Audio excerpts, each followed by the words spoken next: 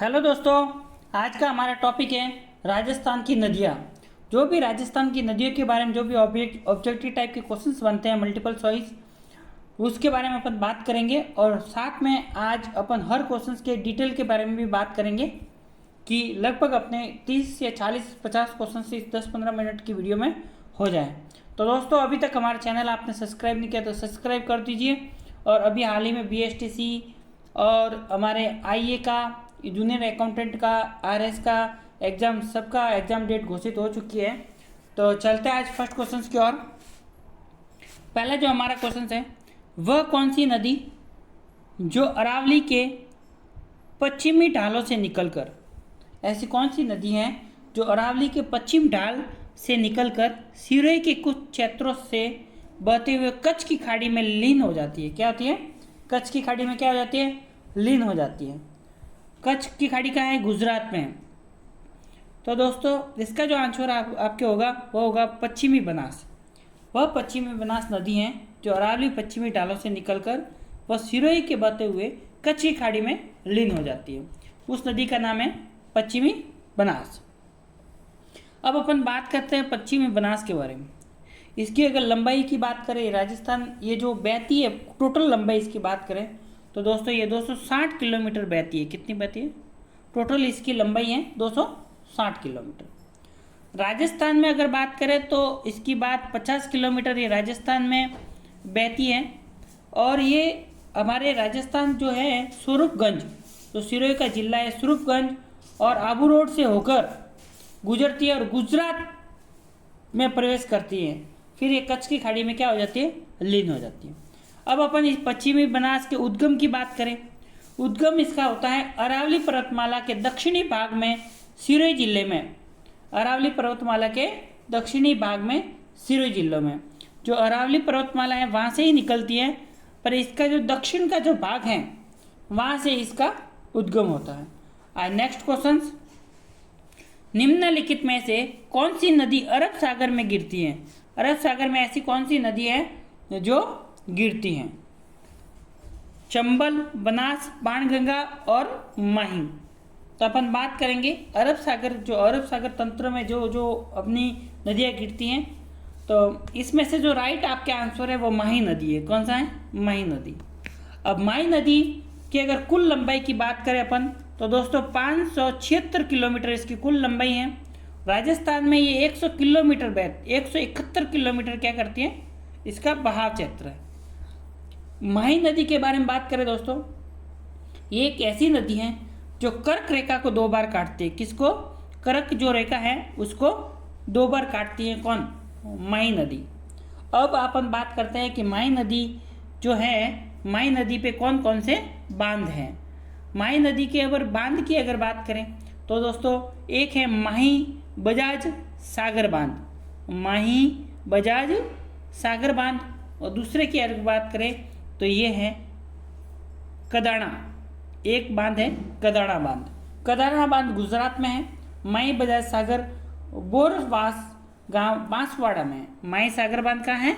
बांसवाड़ा में। अगर आपको क्वेश्चन आ जाए कि माही सागर बांध कहाँ है तो दोस्तों है बांसवाड़ा में। अगर इसके सहायक नदी की बात करें कि माही नदी की सहायक नदी कौन सी है तो सोम, जाखम, और अपन बात करें तो जाखम, अनास, और अपनी एक और बात करें तो मोरन, ये इनकी क्या है? सहायक नदी हैं। तो दोस्तों माही नदी के बारे में अपने बता दिया गया। अब तीसरा क्वेश्चन, जो भी हमारा तीसरा क्वेश्चन है वह है राजस्थान की निम्नलिखित में से कौन सी नदी, मतलब ऐसी कौन सी नदी है जो सतह के थोड़े से बहाव के बाद रेत में गायब हो जाती है? सतह के थोड़े बहाव के बाद क्या हो जाती है?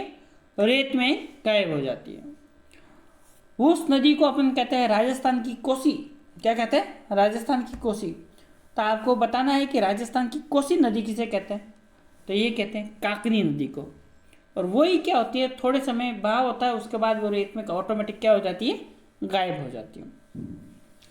ये जो काकनी नदी को जैसलमेर में स्थानीय जो लोग हैं वो स्थानीय भाषा में कौन से नाम से कहते हैं वो आपको कमेंट बॉक्स में बताना है।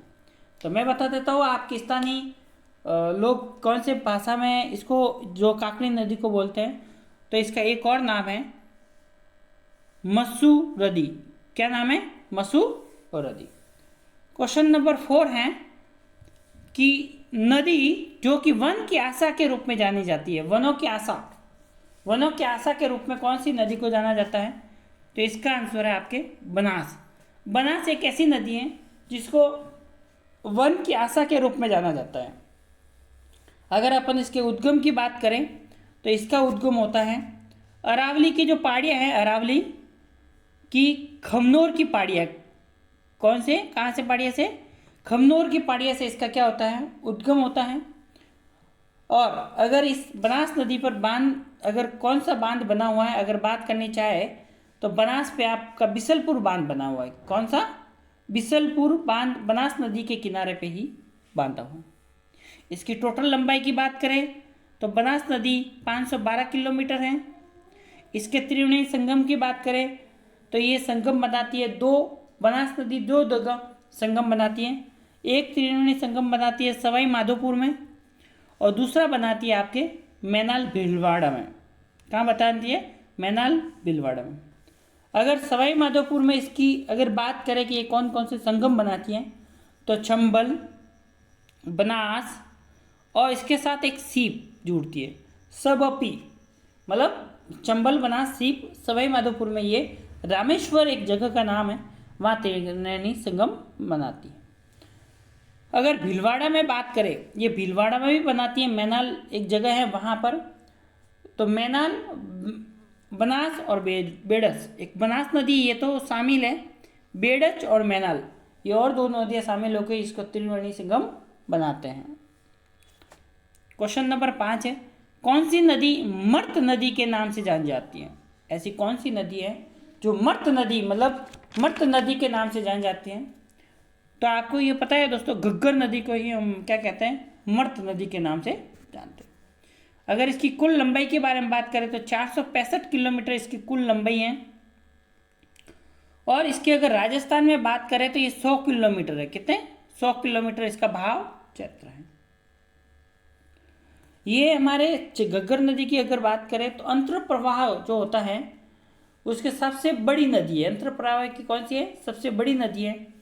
और ये राजस्थान के उत्तर दिशा से प्रवेश करती है। कौन सी दिशा से? राजस्थान के उत्तर दिशा से प्रवेश करती है। दोस्तों इस पर एक सभ्यता भी है घग्गर नदी पे। वो सभ्यता कौन सी है? बनवाली सभ्यता जो हरियाणा में है। कौन सी है? बनवाली सभ्यता जो हरियाणा में है। क्वेश्चन नंबर 6 है चंबल नदी निम्नलिखित में से किस राज्य समूह से होकर प्रवाहित होती है? तो इसका आंसर है मध्य प्रदेश, राजस्थान और उत्तर प्रदेश। ये तीनों राज्य से क्या होती है? प्रवाहित होती है। अब चंबल नदी की बात आती है तो चंबल नदी के सबसे बांध जो बने हुए हैं वो इम्पोर्टेंट क्वेश्चंस बनता है। तो इस पे 4 तरह के बांध बने हुए हैं। एक गांधी सागर बांध बना हुआ है एमपी में, राणा प्रताप सागर बांध बना हुआ है, जवाई सागर बांध बना हुआ है और कोटा बैराज बना हुआ है। तो 4 प्रकार के इसमें बांध बने हुए हैं। अगर माई चंबल नदी का उद्गम की बात करें, अगर चंबल नदी के उद्गम की बात करें तो चंबल नदी का उद्गम होता है जानापाव की पहाड़ियाँ, एमपी से होता है। कहाँ से होता है? जानापाव की पहाड़ियाँ एमपी से होता है। अगर इसकी कुल लंबाई की बात करें 965 किलोमीटर इसकी कुल लंबाई है। राजस्थान में 376 किलोमीटर बहती है। और इसकी समाप्ति की अगर बात करें तो ये यमुना में जाकर यूपी में समाप्त होती है। कहाँ होती है? यूपी में। क्वेश्चन नंबर 7 निम्नलिखित में से कौन सी लूनी नदी की सहायक अरावली से उद्गम नहीं है? लूनी नदी की तो सहायक नदी है बट ये अरावली पहाड़ियों से इसका उद्गम नहीं होता। इस नदी का नाम है जोजरी। जोजरी नदी एक ऐसी है जो अरावली पर्वत से तो नहीं निकलती बट लूनी की सहायक नदी है। तो लूनी की 4 सहायक नदी है, जोजरी, जवाई, सुकड़ी, सागी, मिठड़ी, ये सब लूनी की क्या है? सहायक नदी है। अब अगर अपन बात करें कि लूनी नदी की बात करें ना तो लूनी नदी बालोतरा तक तो इसका पानी क्या होता है? मीठा। और बालोतरा के बाद इसका क्या होता है? पानी खारा हो जाता है। अगर जोजड़ी नदी का उद्गम स्थल की बात करें तो जोजड़ी नगरी जो नदी है वह नागौर जिले के पुंडुल गांव से निकलती है। पुंडुल की जो पहाड़ियाँ हैं, नागौर जिला है उसके पुंडुल एक गांव है, वहाँ की पहाड़ियों से ये जोजड़ी नदी निकलती है। क्वेश्चन नंबर 8 है, बीकानेर जिले से प्रवाहित होने वाली नदी का नाम बताइए। अब जब नाम ही बीकानेर है तो बीकानेर में कोई नदी प्रवाहित नहीं होती, एक भी नदी ऐसी नहीं है जो बीकानेर से निकलती है। तो अपन कांतली नदी के बारे में बात करें। कांतली नदी खंडेल की पहाड़ियाँ रेवासा सीकर से निकलती है। कहाँ से निकलती है? सीकर से। पहाड़ियों का नाम बताए तो खंडेल की पहाड़ियाँ। पूरी तरह से ये मौसमी नदी है, मौसम के समय ही ये नदी प्रवाहित होती है। कांतली नदी पर अगर बात करें कौन सी सभ्यता है तो गणेश्वर सभ्यता इसके निकट है। इस मतलब कांतली नदी के किनारे गणेश्वर सभ्यता है। और अगर झुंझुनू को दो भागों में विभक्त करने की बात करें तो झुंझुनू को दो भागों में विभक्त करती है कांतली नदी। कौन से कहते हैं? कांतली का दूसरा नाम काकली नदी भी कहते हैं। क्वेश्चन नंबर 9 है, मालपुरा करौली मैदान भाग हैं। क्या है? मालपुरा करौली जो मैदान है वो किसका भाग है? वह है बनास बेसिन का भाग है। किसका है? बनास बेसिन का। अब अपन बात करें कि पूर्वी मैदान जो है, पूर्वी मैदानी प्रदेश हैं, उसके बारे में वो कितने बेसिन में बांटा है? 4 बेसिन में बांटा हुआ है। बनास का बेसिन हो जाता है, मध्य माही बागड़ हो जाता है, चंबल का बेसिन हो जाता है और बाण गंगा बेसिन हो जाता है। तो बनास बेसिन के अगर बारे में बात करें तो ये तो अपन हो गया मालपुरा करौली का मैदान होता है, उसे बनास क्या कहते हैं? बनास का बेसिन कहते हैं। अब मध्य माही बेसिन की बात करें तो इस क्षेत्र को वागड़ के नाम से जाना जाता है। किससे नाम से? वागड़। और अगर चंबल की बात करें तो दोस्तों चंबल नदी आपको पता है कोटा, सवाई माधोपुर, धौलपुर वहाँ से होकर निकलती हैं। तो इस क्षेत्र को कहते हैं हम डाक क्षेत्र। कौन सा कहते हैं? डाक क्षेत्र। और बाण गंगा जो नदी है वो बाण गंगा एक और बेसिन है, बाण गंगा बेसिन। क्वेश्चन नंबर 10 है, निम्न में से चंबल की सहायक नदी है।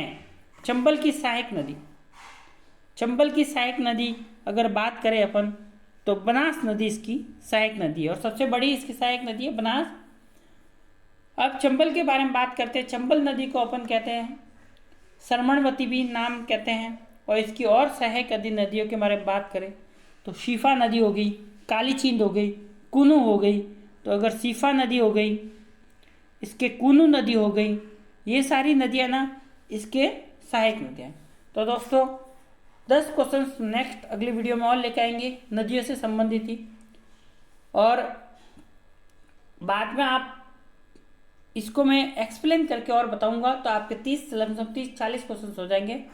तो अभी तक आपने हमारा चैनल सब्सक्राइब नहीं किया, सब्सक्राइब कर दें। जय हिंद, जय भारत।